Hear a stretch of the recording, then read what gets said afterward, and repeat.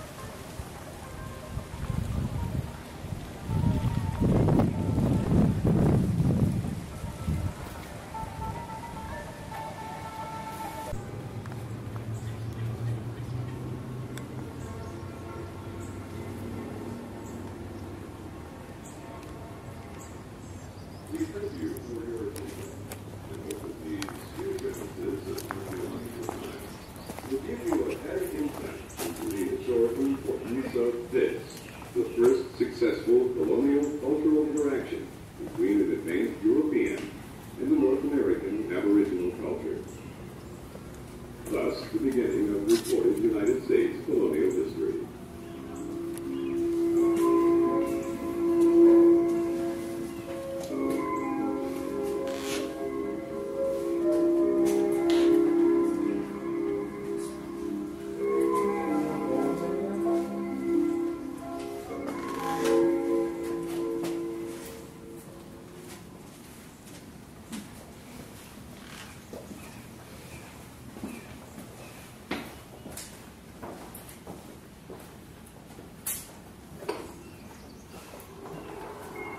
Welcome.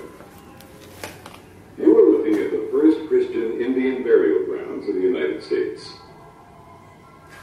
On April 13th, 1934, while planting orange trees, a gardener accidentally came upon the first skeleton. The authorities, having been notified, determined the bones to be of an Aboriginal Indian.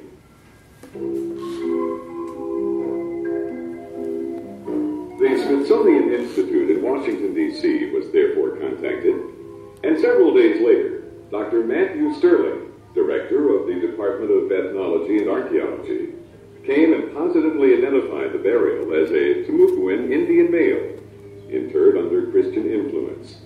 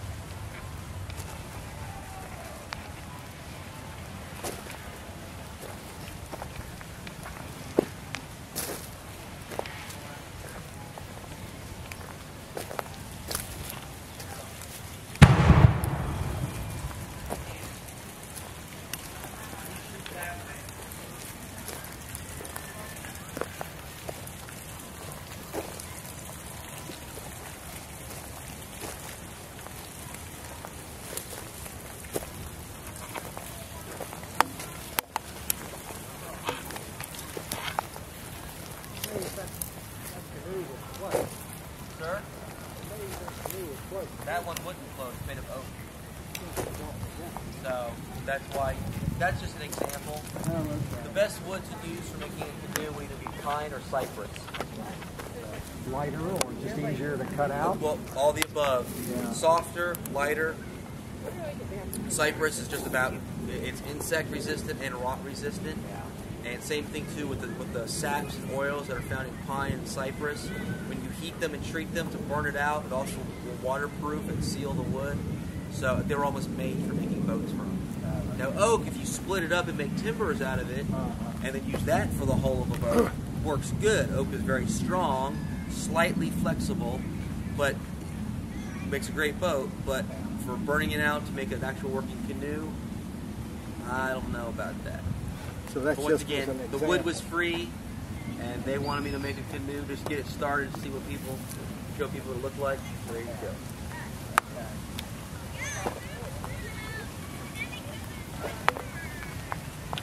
Thank you.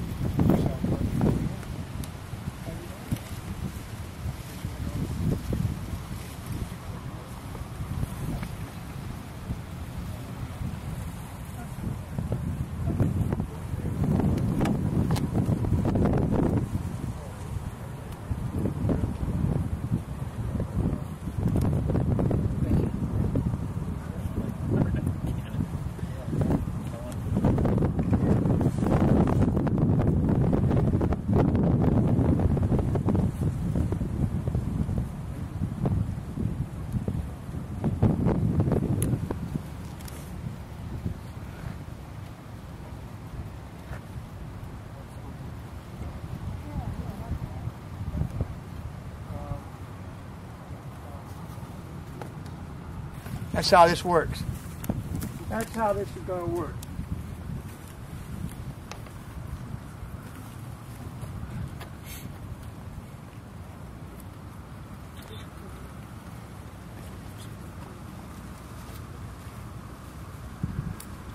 Well, I can say buenos tardes, good afternoon. Good afternoon. How is everyone this nice day? Doing good. Yes, Louisiana is right. It's great. Very good. I'd like to welcome you to the Spanish weapons demonstration. This afternoon we're going to shoot a 6-pounder for you. I have to tell you, I don't have to, but I will. It's a replica gun. We try not to shoot historic weapons, and of course the easiest reason is you don't know the condition of weapons. Today we have the capability to put a little camera down and look at the barrels and stuff, but you really don't know. And iron guns are only good for so many shots. It's the same today as it was way, way, way back when, 1565. Iron guns, you could do about 2,000 shots. The guns needed to be retired because you run the risk of it exploding and killing your crew. Every time you shoot an iron gun, it's generally changing the molecular structure of the iron because you have such an explosion inside. This is a small gun, right? This is a 6-pounder. You have to shoot this optimum range, distance, damage, 3 pounds of black powder. Wow. So the explosion that creates in the gun is phenomenal. And I'll tell you, if it helps you put it together, 1 pound of black powder equals 1 stick of dynamite. So that's an explosion. And basically, every time we do it, even today, what we're doing is a controlled explosion, because once you set it off, there's no going back. Can't go, oh, wait, stop. It's happening. So that's why. That's why after so many shots, the guns are dead. Now, you can't send it back to Europe, let them melt it and make a new gun. The iron is changed. Bronze guns, on the other hand, you can get close to 3,000 shots. You could send that back home. You could have it melted and made into another gun, but not iron. So iron guns to this day are found in rivers. They used them in the old days as possibly once they were retired guns, no good. Put them in the holds of ship, use them as ballast to go home with. So it still worked. But after so many shots, no more. If you want to see what the results of that is, you can visit the Castillo downtown, the big fort. They have the muzzle of a cannon that exploded there during one of the English sieges. And see what happens. Not a good thing. Well, like I mentioned, small cannon, 6-pounder. You know the cannon weighs more than 6 pounds. This time in history, they started calling cannons by what they fired. Now, they had 24-pounders, 36-pounders. That's a much bigger gun. The cannonball now is as big as your head. Still used half the weight of the ball for gunpowder, which is an extreme, extreme explosion. This small gun has the range of 1.5 miles, which means I could shoot the homes that you see across the river. We don't get to shoot cannonballs, but it's amazing how nervous people get when you point a cannon at their house. It never fails. Never fails. I'm going to shoot this today by my lonesome, all by myself. In reality, this was shot with 4 or 5 guys, maybe 6. By the left wheel, you see what looks like a giant beer mug. That's the powder mug. This gun would have had 3 or 4 of those. It's a breech loader, so it has a wood block that holds that in place. The gunpowder goes in the back, this rolls down the front, and off you go. The Spanish, and this is an old gun, trained to shoot this 3 or 4 times a minute. That's real fast. The guns behind you have been in the ocean forever, but that's a newer style. And if you were very good with those, you could only shoot them maybe once a minute. Because what you did between shots with those is you had to take a wet sponge and swab them out, because you were terrified of having one little hot coal hanging out down that barrel, and when you rammed in the next powder charge, it blew your arm off. With this, you didn't worry about that, because the little mug is the business end, and it came out with every shot. So people ask me, why is this very scary? It's not very big. Does it look like it's going to blow up? When you shoot this cannon, this ball leaves the gun at over 400 miles an hour, meaning over 600 feet per second. When it reaches the homes across the river, she's still going 270 to 280 miles an hour. So that's one reason to be afraid of this gun. In 1565, when these were brought here by Don Pedro Menendez de Avalos, he brought 20 of these guns. Had them all along this point of land. This was their first defensive area. You had soldiers trained to shoot them 3 or 4 times a minute. You guys can do the math. You have anywhere from 60 to 80 cannonballs per minute dropping on the approaching enemy. They didn't have to blow up. I mean, just think if they're dropping on this area right now, what are you going to do? Can't do it. You don't see them coming. So it's a very, very good weapon against soldiers.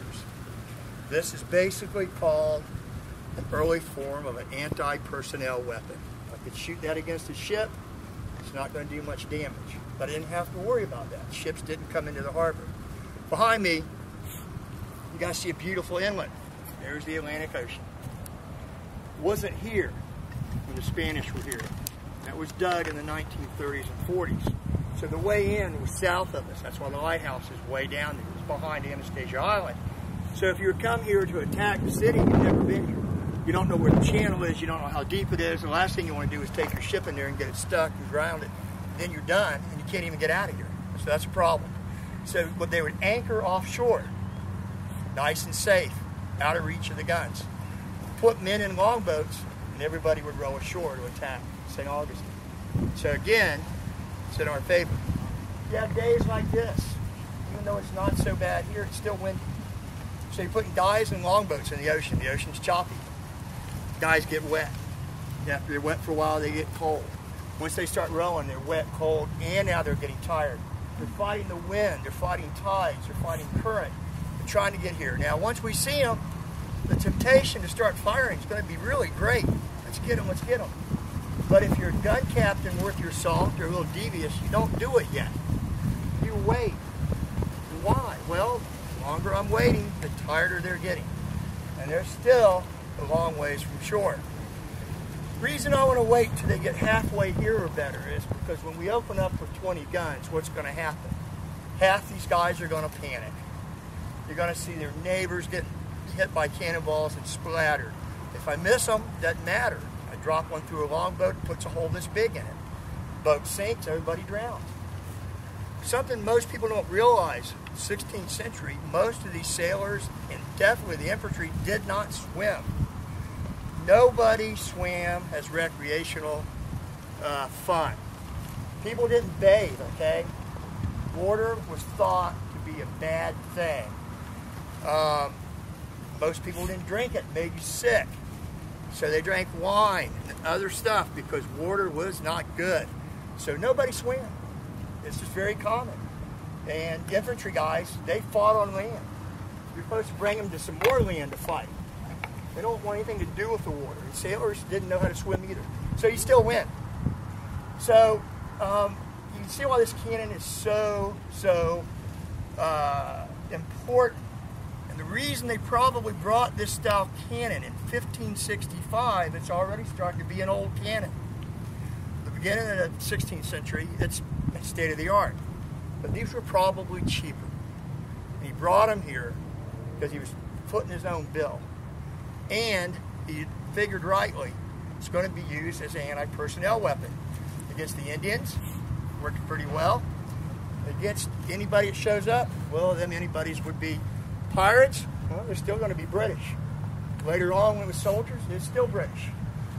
When they first got here, they had a little bit of a squabble with a few Frenchmen that were here, but that didn't turn out much, and it didn't work too well for the French. But that's another story. Needless to say, Menendez had got rid of the French and established our city. But that's not, I could talk to you about tons of stuff. But what we're talking about today is the gun, and we're going to fire it. I'm going to fire this puppy all by myself. Don't have a gun crew. I use this. This is a linstock. This is a Bonafuego. It's about 3 feet long, and I'm going to use this the way they did in 1565. It's already loaded. What I have to do is put loose powder up on the vent hole, and we ignite it, the fire goes through the hole and sets off the charge. You don't want to be over the top of it when you ignite it. You'll see why in a minute, because it blows up. If I'm leaning over it, I have no more eyebrows, and I have a new hairdo. So this keeps me away from the blast. If we put a cannonball in this gun, when I fire it, she'll roll back a foot or two because there's so much pressure from having a ball in it. Not going to roll back, there's no ball. Now I promise you, when I light this, it sounds like a cannon. It goes boom. Normally this would be 3 pounds, which would make every single one of us deaf for 15 minutes, I promise. You're only going to hear a couple ounces, but it still sounds like a cannon. This is called match cord. We make it the same way we did in 1565. It's soaked in potassium nitrate, which is one of the 3 chemicals of gunpowder. Then you let it dry. Then when it's dry, you can light it, and it burns like a modern cigarette. Slow, even, gives me a hot coal. That's all I'm looking for. You can get flames on this, and when you stick it in powder, sometimes it just goes, and it snuffs it right out, which kind of is like, wow, it's impressive, because gunpowder is supposed to explode. So what we're going to do, sun's out finally. It's been playing with me all day. I'm going to try to light this the way they did. Just a piece of glass, a lens. Didn't use open flames around black powder. If you had to, you probably had a lantern back somewhere away from the gunpowder and with a candle in it.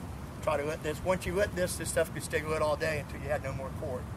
You didn't have to keep putting it out after every shot like I do. So it worked pretty well. So all that being said, what I'm going to do is, the only warning you'll get is, I'm going to go fuego, it just means fire, and I'm going to touch it off. So if you want to, that is your cue to cover your ears. If you want to take a picture, I always tell you, get ready, get ready, get ready, and you'll jump when it goes off. There you go, you got it. When I touch this to the cannon, it will be, I promise, instantaneous. It's going to blow up. So all that being said, let's see if we can make this blow up.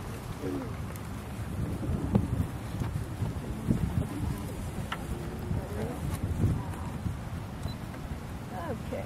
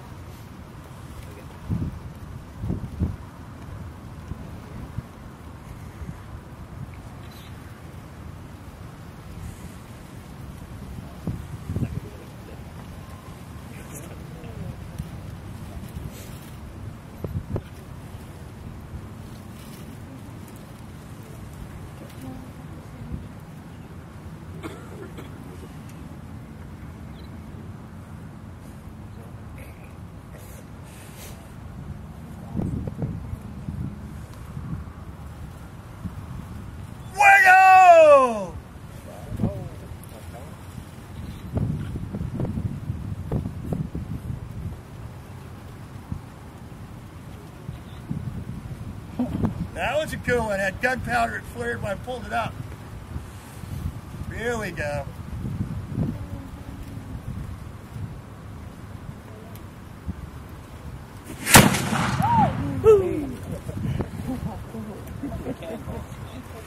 She was trying to aggravate me.